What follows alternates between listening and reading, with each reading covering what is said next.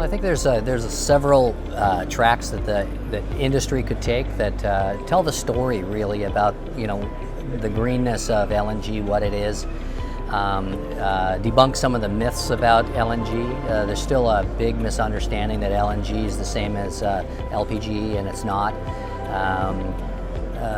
Promote a whole bunch more science behind it, and we've been doing a fair amount of science at Seaspan Ferries, along with universities in Southern California, University of USC, UBC, and others, Government of Canada, around a variety of different emissions profiles, and getting that kind of information boiled down to the standard person in the street to understand, I think would be really helpful from an industry perspective, and more participation by industry.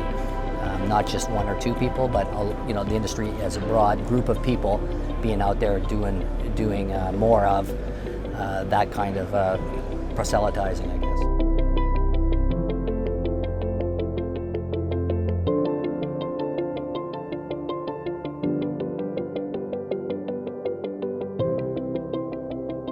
Well, first of all, the capital cost of going, with the new technology is high.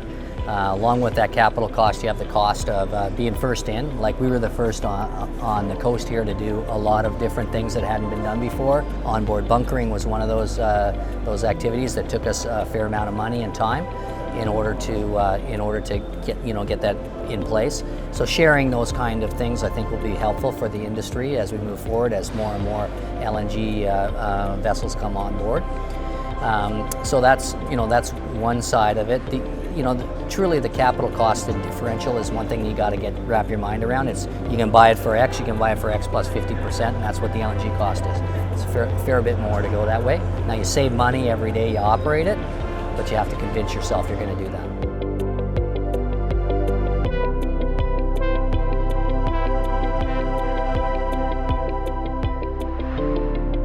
Yeah, I think that there's a couple of ways of doing that, and one of them is ensuring that the carbon taxes can be refunded against the capital cost of the investment. So at some level, being able to recapture the costs of your tax in the capital cost of getting there is probably the best way to do it. Not that you don't pay the carbon tax, it's that you use it to help offset the capital cost. I think that's one major change we could do with the carbon tax.